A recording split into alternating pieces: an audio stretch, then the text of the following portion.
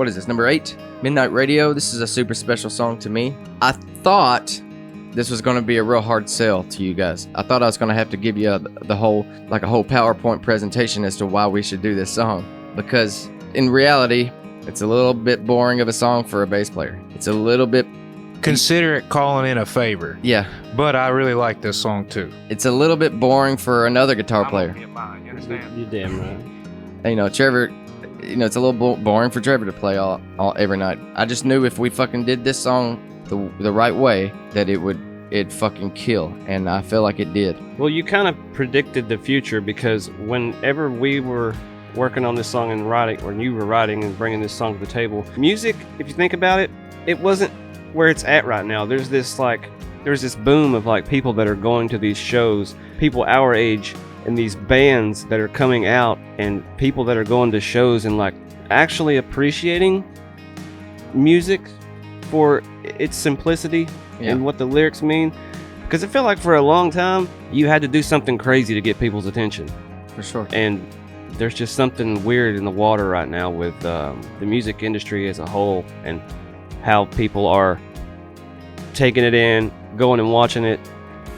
I mean, I'm so thankful that we have this kind of song, because it's just one of those that people come up to you and tell you how much they love it. Yeah. You see people singing the lyrics to it. It's just like...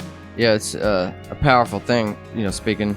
I believe I can speak for everybody when I say that. When you see somebody attach themselves to a song so strongly. So what I knew when we approached this song, me and Cody Kirby, once again, kind of set the direction of the bass and the drums. And what we both understood was like, this song tells a story, and the percussion and the bass, the foundation of it all, just really needs to set exactly that the foundation to create the atmosphere and to let that story be told without anything getting in the way.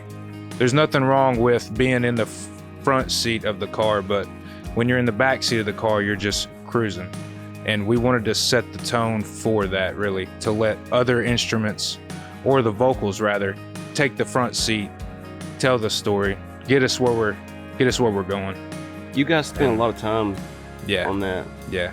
And it's funny because it's so simple. It's like, you spent time on that? Yeah. But like we were talking about the other day with Justin, the guy who done our tattoos, our buddy. I said, this should be a pretty easy tattoo to do, right? And he was like, yeah, but it's kind of like a simple song. It's simple, but it's kind of hard too, because you have so much room to fuck up. Yeah.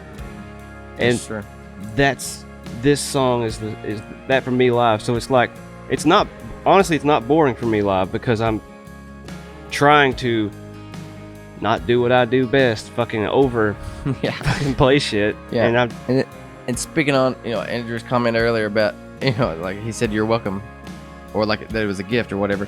Now, honestly, this song it means so much to me that I'm honest, truly am fucking grateful that we got to do this. No, it's a good song.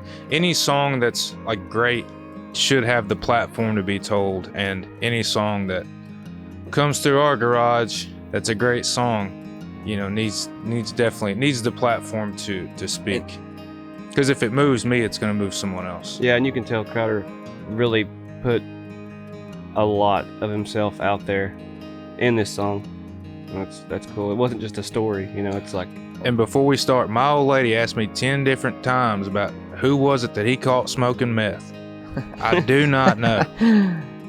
It's a lot about me being an 18-year-old boy and a certain gal that I was running around with as a young kid, and a lot of it's true.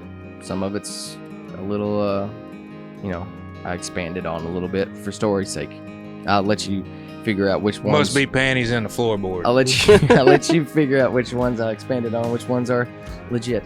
I remember when we were shooting the music video for this song, it was difficult, and it took us a couple of days to get it right. And we're trying to go for this whole Warner look, and it was hard to time just right. And John Tidball let us in Tidballs to shoot, and we did some outside downtown Bowling Green. And I don't know, with the difficulty of it all and trying to squeeze it in midweek, we're all working day jobs and everything else. The anxiety got to me, and I had a little bit of a freak out one of the nights.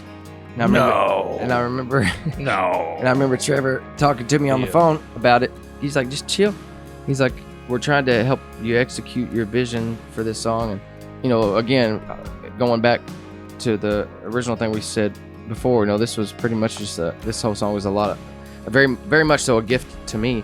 And, you know, he's just like, you know, chill the fuck out. We'll figure it out. We'll make it work. You're talking about the nights we were going out there and recording it. Yeah. And you called me like the next day after my panic attack about it. We were filming. Me and Crowder. Yeah, Crowder remember and I we were just having such a hard fucking time getting it right, getting the timing right, the handoffs right, scheduling. One night you couldn't be there, one night he couldn't be there. And I just had a fucking meltdown about it all one day, and it was just overboard. It was just anxiety, is what it was. Well, you had that. There was that night that you was gonna get the B-roll footage. It was just me and you, and shooting that way is awkward as fuck. And like, I know you wanted it to be what you envisioned, and I remember just that whole week was stressful. I forgot. Yeah, I just told him, I was like, dude, fucking just let it ride, baby. You got this.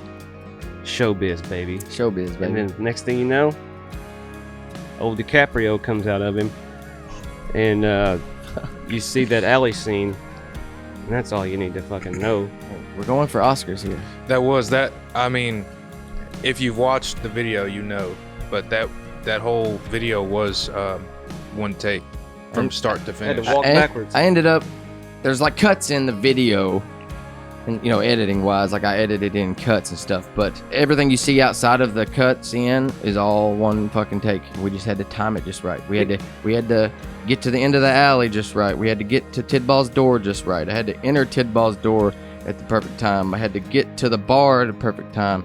And I had to walk backwards and not bust my ass, which We had to hand the camera off to someone on the other side of the Behind the bar, bar, yeah. at the right time without a lot of camera shake and carrying on. Then I had to exit the bar and go around the corner at the right time, and I had to hit the stage where you guys are at the right time. It was a lot.